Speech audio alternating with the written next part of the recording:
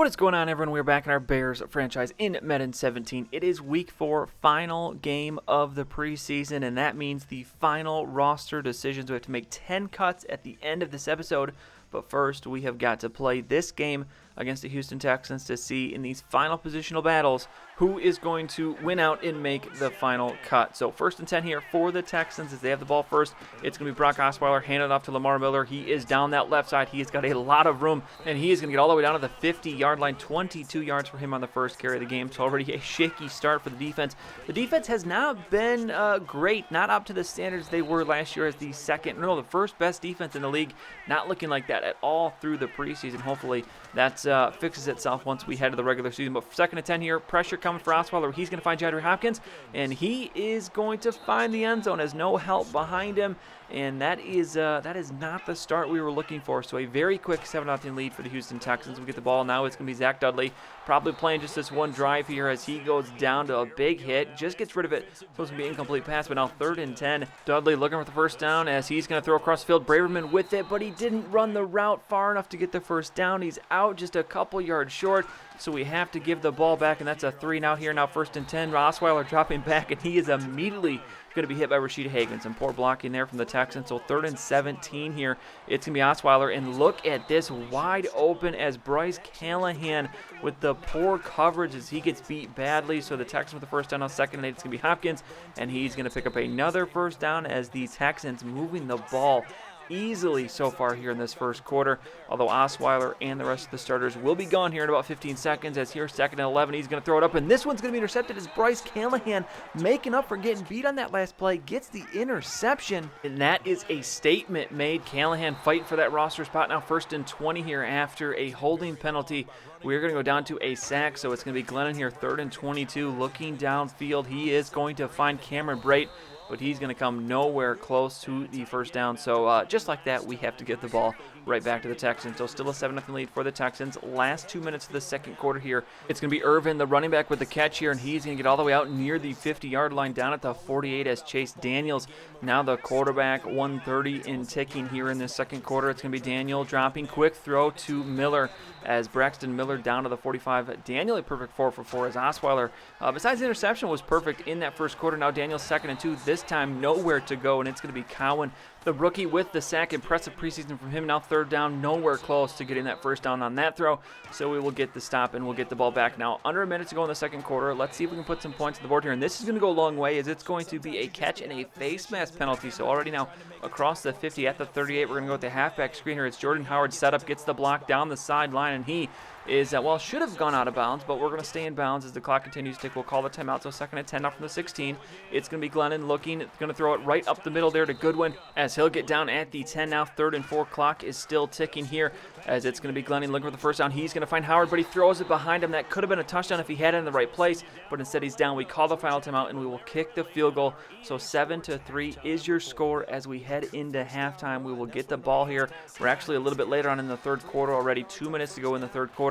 It's going to be Thomas with the throw, going to find Russell there, but he's going to be taken down immediately. Now third and 3, it's Logan Thomas looking for the first down, but this one going to be knocked down. Poor throw there as that is going to end the drive. So still a 7-3 lead for the Texans. We haven't gotten anything going really in this game, but here is a nice sack from Nick Kwiatkowski. Had a nice game last week, following up with another nice one so far here. So second and 15 now, last play of the third quarter. It's going to be Daniel dropping back, looking for the throw, but no one's open, and this time it's Tyler Matakevich. So the backup middle linebackers both getting sacks in this one. Now third and a mile here as Chase Daniel looking, and he's just going to dump it down to Jacob Tammy. Nowhere to go. There is going to be an injury at the end of this play. It's Kwiatkowski who goes down with the injury, but I believe he is going to be okay. I'm not sure if he's going to be back in this game, but he did not have a major injury there. So we have the ball here, fourth quarter now. Thomas having a rough second half, 1 for 5 here, third and 10, as he was working his magic last week on third down, and here yet again it's going to be Waller with the reception as he is out near the 50 now. 2 for 6 for Thomas. First and 10, it's a handoff to Marcus Forston, and he is going to find the first down. 32 yards for him. Already has 7 carries in this second half. Now first and 10, it's going to be Thomas looking deep. He's going to find a receiver. It's RJ Terry with the reception.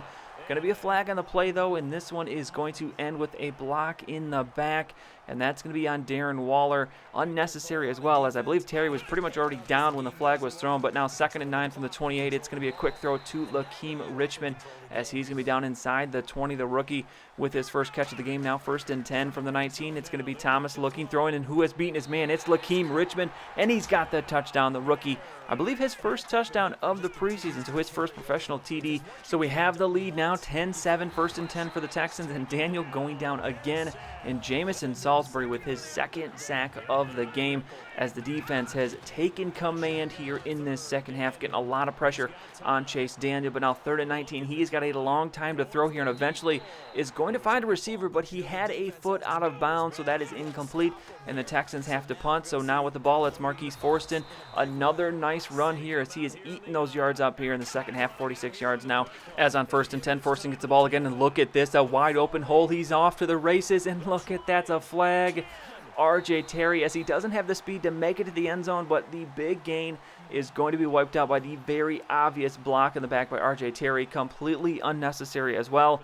That is not going to help your chances of making the roster there, Terry. So now we're all the way back to the 42. Forston here continuing to take advantage of this Texans run defense, looking very, very good. 3rd and 2 now, Forston. This is where we need him, these short yardage situations, but the Texans game plan for it, as he is going to be stuffed, and we will just have to manage the field goal here. So 13-7, the Texans can still take the lead here, under 2 minutes to go, but Daniel and this offensive line continuing to have problems, as Matt Judon with the sack. So now 3rd and 15, Daniel looking, a lot of time to throw, but he lets it go really early and way off the mark. Chase Daniel seems a little bit rattled here.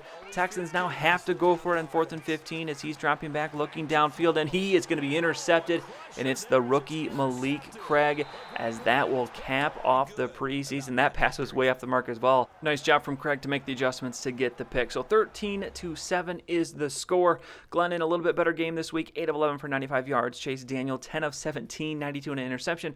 Osweiler, 4 of 5, 1 touchdown, 1 pick, and Logan Thomas, 4 of 8 and a touchdown. Running game, Marcus Forston, what a day for him. Best game of the preseason, 15 for 60.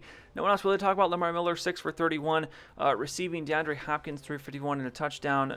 Lewis Sword, 3 for 45. Howard, 2 for 29. Lakeem Richmond, 20 yards and a touchdown. And then on defense, it is going to be sacks from a lot of Bears here. 2 for Salisbury, 1 for Medikevich, Cowan, Kwiatkowski, Judon.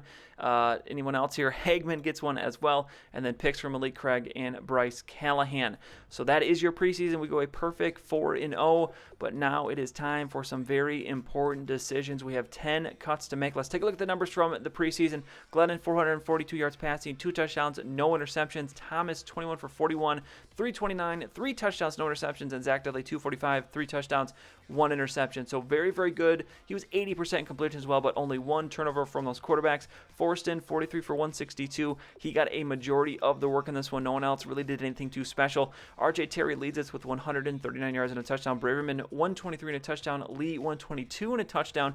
Goodwin, Braid, and Waller also over 100, and Higbee just short there, 86. All those guys also grabbing touchdowns as well. Alonzo Russell, just 2 catches in the preseason, did not get a whole lot of work. Jamison Salisbury leads us with 14 tackles. Kwiatkowski with 13. Then looking at the tackles for loss, it is going to be 3 for Leonard Floyd, 2 for Jonathan Bullard, a bunch of guys with 1. Sacks are going to be led by a rookie, Scott Cowan, with 3, 2 for Jamison Salisbury, who picked up both of those in the last game. Then McPhee, Hagman with 1.5, and then a bunch of guys there with 1. Interceptions, it's going to be Bryce Callahan with 2. McPhee, Kwiatkowski, Craig Hall, and Tavon Young all get 1. A lot of interceptions in this preseason. That's actually nice to see. But now it's time to make some cuts. First up at wide receiver, or excuse me, not at wide receiver. Those are just the recommended cuts. We're actually going to start at fullback. Easiest decision here. We're not going to carry 2 fullbacks. So because Trey Cantu still has eligibility for the practice squad, we are going to move him to the practice squad, and he'll be our first signing. We carried him on the practice squad all of last year as well. David Johnson, just a little bit higher rating, so that's why we are going to go with him. But Cantu's still improving, and I think it's a great shot at making the roster next year. Now at wide receiver, we have Alonzo Russell and RJ Terry, and we have 9 wide receivers on the roster right now, so it's going to be hard for either of these guys to make it. Alonzo Russell is going to be the next cut. Next up at corner, as we'll go back to wide receiver in a little bit, but next up at corner, DeAndre Hall did have a pick in the preseason, but he just cannot compete with the rest of these guys, so he'll be the next cut. We also also have to remember Tavon Young is still hurt.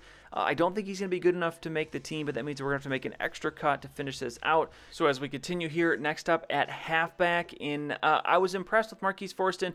Jordan Howard we're going to talk about, but Kenyon Drake, last on the depth chart at halfback, can't help us out in special teams, so no real value here, so we are going to let him go.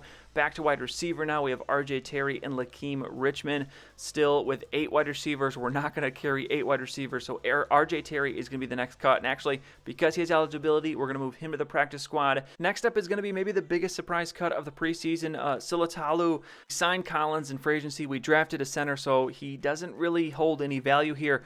And he's an expensive backup, so I'm going to cut him, saving $2.29 million. Marcus Connor will be the backup, so he is going to be the next cut. Next up is Logan Thomas. Now, through the first 2 weeks of the preseason, he looked really good. Took a bit of a step back in the final 2 games, though, and ultimately, we just don't have enough spots on the roster. Maybe if Tavon Young was on the roster and we could cut him, Thomas maybe would make the team there, but ultimately, just can't afford to carry more than 2 quarterbacks. Now back to wide receiver. Lakeem Richmond is going to end up getting the same fate as R.J. Terry. Has the practice squad eligibility, so as a rookie, we are going to cut him and move him to the practice squad. Now back to halfback, and at this point, the roster spots are hard to come by, and ultimately I decided we don't need to carry 4 halfbacks. I was impressed with Forston in the preseason. He serves that power back role we need. And Jordan Howard, who really isn't a power back, so his competition really is Jeremy Langford, and quite simply, Langford just the better running back. The ratings are higher. I like him a little bit more, even though he is a couple years older. So Jordan Howard, with a guy that had a lot of optimism a couple years ago, is going to be cut at this point. If we do end up needing a halfback at some point in the year, we maybe could go back and get him, but honestly, there's a lot of halfbacks in free agency, so he's going to be the second to last cut, and the final cut is going to come between Kwiatkowski and Matakevich. In this one, I end up going with the guy that performed better in the preseason. Nick Kwiatkowski had a better preseason than Tyler Matakevich, actually by a decent margin, so he's going to end up being the last cut. And at this point, I do regret re-signing both of these guys in the offseason. I realized I didn't really do the numbers right. We didn't need to bring both of these guys back, but Matakevich, as we will take a $500K penalty here, is going to be our final cut.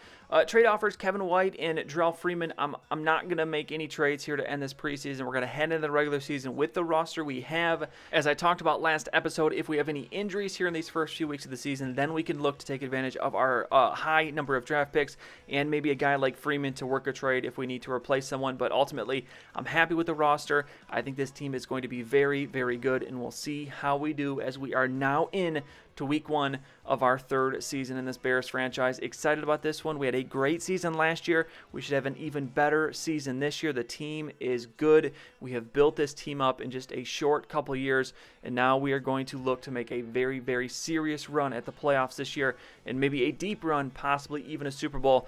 But we'll try not to get ahead of ourselves too much here as we just focus on this 1 week at a time. So that's it for this one. Next time we're going to start out, we got to set our season goal. So we'll take a look at the schedule. I'll also show you I have to fill out the practice squad, and I'm also going to look through the releases from week 4 to see if there's anyone we can pick up. There should be at least one move we make. The returning from injury there on the bottom is Tavon Young. I don't think he's good enough to make this team, so we'll probably drop him and see if there's any of those releases we can pick anyone else up, or maybe we go back and pick someone up we just cut at the end of week 4. But either way, I'll show you everything that I do before we play our first game, which is going to be against the Seahawks. They're starting us off with a very tough one this year. Wouldn't be surprised to see us start off with a loss, but we'll see what happens. This team looking very good. Can't wait to get into Season 3, and we will start that next time. So that's it for this one. If you enjoyed it, please go ahead and give it a like. I'd really appreciate it, and subscribe to see any future videos that I make. As always, thank you for watching, and I'll see you next time.